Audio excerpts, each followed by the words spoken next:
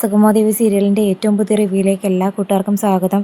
ഇസബെല്ലെ സംബന്ധിച്ച് വർഷങ്ങളായി തൻ്റെ മനസ്സിൽ ഒതുക്കിയിരുന്ന ആ ഒരു മോഹം സാക്ഷാത്കരിക്കാൻ പോകുന്നതിൻ്റെ സന്തോഷമാണ്. അവളെ സംബന്ധിച്ച് ഈ അവസരം എങ്ങനെയെങ്കിലും ഉപയോഗിക്കണം. ദേവികയും നന്ദനെയും പൂർണ്ണമായി അകറ്റിയാൽ മാത്രമേ തൻ്റെ ജീവിതത്തിലേക്ക് നന്ദൻ കടന്നു വരികയുള്ളൂ. ദേവികയെ പൂർണ്ണമായിട്ടും അകറ്റിയാൽ മാത്രം പോരാ, ചന്ദ്രോത്ത് വീട്ടിൽ കയറാനുള്ള അവസരവും കൂടി നേടിയെടുക്കാനുള്ള തന്ത്രപ്പാടിലാണ്. അപ്പം DYSPക്കാണെങ്കിൽ ഇതൊന്നും അത്രയ്ക്ക് അങ്ങോട്ട് ഇഷ്ടപ്പെടുന്നില്ല. എന്ത് പറഞ്ഞാലും ഒരു കല്യാണം കഴിച്ച ഒരു ചെറുപ്പക്കാരൻ്റെ പിന്നാലെ പോകേണ്ട ആവശ്യമില്ലല്ലോ, ഇസബെല്ലെ സംബന്ധിച്ച് നല്ല ബന്ധം വരില്ലേ എന്നുള്ളൊരു രൂപത്തിനൊക്കെ പറഞ്ഞു കൊടുക്കാൻ നോക്കുമ്പോൾ വർഷങ്ങളായിട്ട് താൻ മനസ്സിൽ കൊണ്ടു നടന്ന ഒരു മോഹമാണ് നന്ദൻ എന്നത്. ഒരിക്കൽ ദേവിക എന്നിൽ നിന്നും അത് തട്ടിപ്പറിച്ചെടുത്തുകൊണ്ട് പോയി. ഇപ്പോൾ ഞാൻ അവളിൽ നിന്നും തന്നെ അത് തിരിച്ച് സ്വന്തമാക്കാൻ പോകുക. ഈ സമയത്ത് പാപ്പൻ എന്നോടൊപ്പം നിൽക്കണം. പാപ്പൻ മാത്രം നിന്നാൽ പോരാ, ഋഷിയും കെവിനും കൂടി ഉണ്ടെങ്കിൽ മാത്രമേ നമ്മൾ വിചാരിച്ചതുപോലെ കാര്യങ്ങൾ നടത്താൻ പറ്റൂ. പാപ്പൻ്റെ ആഗ്രഹം എന്താണെന്ന് എനിക്ക് വ്യക്തമായിട്ട് അറിയാം. നന്ദനും ദേവിയും തമ്മിൽ അകന്നു കഴിഞ്ഞാൽ ആ സ്വപ്നങ്ങൾ നടക്കാൻ പറ്റില്ല എന്നുള്ള വിഷമമല്ലേ പാപ്പനെ അലട്ടുന്നത്. അങ്ങനെ പേടിക്കേ വേണ്ട. ദേവിക്ക് നന്ദനിൽ നിന്നും അകന്നു കഴിഞ്ഞാലും അവളെയും കൊണ്ട് പാപ്പൻ ആഗ്രഹിക്കുന്ന കാര്യങ്ങൾ നടപ്പാക്കാനുള്ള മാർഗമൊക്കെ എനിക്കറിയാം.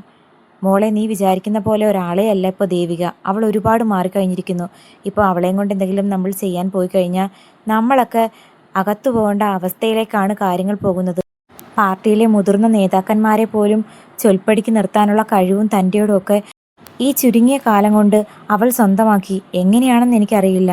അതെങ്ങനെയോ ആയിക്കോട്ടെ, അവളുടെ തൻ്റെയോടൊക്കെ ഇനി ചോർന്നുകൊണ്ടേയിരിക്കും. നന്ദൻ പതിയെ അവളുടെ ജീവിതത്തിൽ നിന്ന് അകന്നു തുടങ്ങുമ്പോൾ അവൻ എൻ്റെ സ്വന്തമായെന്നറിയുമ്പോൾ മോള് വിചാരിക്കുന്നതൊക്കെ വെറുതെയാ. നന്ദനല്ല ദേവികയെ അകറ്റുന്നത്, ദേവികയാണ് നന്ദനിൽ നിന്നും അകന്നു പോകുന്നത്. അവളാണ് ബന്ധം ഒഴിയാൻ വേണ്ടിയിട്ട് നോട്ടീസ് അയച്ചിരിക്കുകയും ചെയ്യുന്നത്. എന്തായാലും എന്താ, ദേവികയെ ഞാൻ ഇന്നും ഇന്നലെയും കാണുന്നതല്ലല്ലോ. അവളുടെ മനസ്സെന്താണെന്നും അവളുടെ സ്വഭാവം എന്താണെന്നും മറ്റാരേക്കായും വ്യക്തമായിട്ടും എനിക്കറിയാം.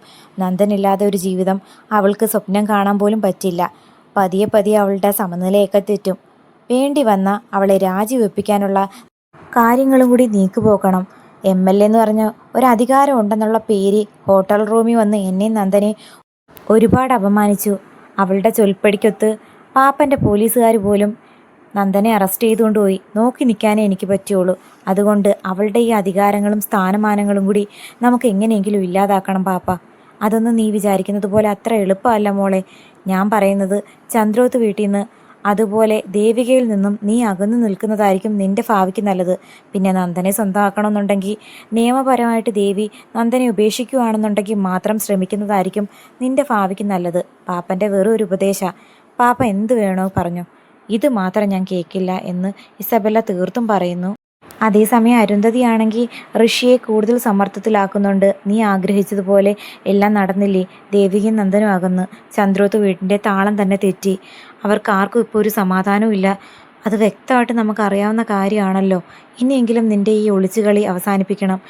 എത്ര കാലമെന്ന് കരുതിയ ഈ റൂമിൽ ഇങ്ങനെ അടച്ചു പൂട്ടിയിരിക്കുന്നത്? നിനക്കൊരു ഭാവിയുണ്ട്, അത് മറക്കരുത് എന്ന് പറയുന്ന സമയത്ത് ഋഷി പറയുന്നു, എൻ്റെ ഭാവിയെ പറ്റിയൊന്നും ഞാൻ ചിന്തിക്കുന്നില്ല അമ്മ. എനിക്കിപ്പം പ്രതികാരം അത് മാത്രമേ ഉള്ളൂ മനസ്സിൽ. എൻ്റെയും ലീനയുടെയും ജീവിതം തകർത്ത പ്രഭാവതിയുടെ കുടുംബം തകരുന്ന ആ ഒരു കാഴ്ച നേരിട്ട് കണ്ടതിൻ്റെ സന്തോഷമാണ് എൻ്റെ മനസ്സിനെ ഇപ്പോൾ തൃപ്തനാക്കുന്നത്. അതിനപ്പുറം മറ്റൊന്നും ഞാനിപ്പോൾ സ്വപ്നം കാണുന്നില്ല. ഞാൻ വിചാരിച്ചതുപോലെയൊക്കെ കാര്യങ്ങൾ നടക്കണം. അതിനു വേണ്ടിയിട്ട് എന്തും ചെയ്യാൻ ഞാൻ തയ്യാറാ എന്ന് പറയുന്നത് കേട്ട് അരുന്ധതി ഋഷിയോട് അപേക്ഷിക്കുന്നു, മോനെ, ഈ അമ്മ പറയുന്നത് ഇനിയെങ്കിലും നീ കേൾക്കണം. നിൻ്റെ കൂട്ടുകെട്ടൊന്നും അത്ര ശരിയായിട്ട് എനിക്ക് തോന്നുന്നില്ല. ചന്ദ്രോത്ത് വീട്ടിനെ തകർക്കാൻ നിൻ്റെ കൂടെ കൂടിയവരൊന്നും നല്ല ഉദ്ദേശത്തോടല്ല നിൻ്റെ പിന്നാലെ കൂടിയിരിക്കുന്നത്. അമ്മ കുറേ ആളുകളെ കണ്ടിട്ടുള്ളതാ. അതുകൊണ്ട് ഈ കെവിൻ്റെയും ബെല്ലയുടെയൊക്കെ സ്വഭാവം എനിക്ക് ഊഹിക്കാവുന്നതേ ഉള്ളൂ. നാളെ ഒരു കാലത്ത് നീ മരിച്ചിട്ടില്ല എന്നുള്ള സത്യം പ്രഭാവതിയും അതുപോലെ നന്ദനൊക്കെ അറിയുന്ന സമയം ഈ കെവിനും ഇസബെല്ലയും നിന്നെ ചതിക്കും മോനെ. അതെനിക്ക് ഉറപ്പുണ്ട്. അതൊക്കെ അമ്മയുടെ വേറെ ഒരു തോന്നല. അഥവാ അവരെന്നെ ചതിച്ചാലും പ്രഭാവതിയും മകനും എന്നോടും അമ്മയോടും ചെയ്ത ക്രൂരതയോളം വരില്ല. അതുകൊണ്ട് ഇതിനെപ്പറ്റി അമ്മ അധികം സംസാരിക്കേണ്ട.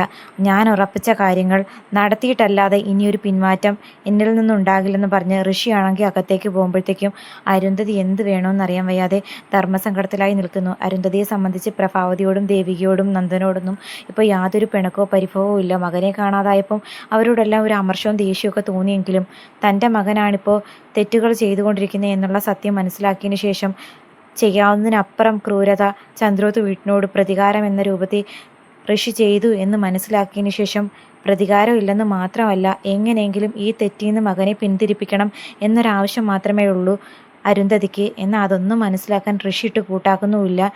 അതേസമയം കെവിൻ ആണെങ്കിൽ ആകെ വല്ലാത്തൊരവസ്ഥയിലാണ്. സത്യങ്ങൾ തിരിച്ചറിഞ്ഞു കഴിഞ്ഞാൽ ശാരിക തന്നിൽ നിന്നും അകലുമോ?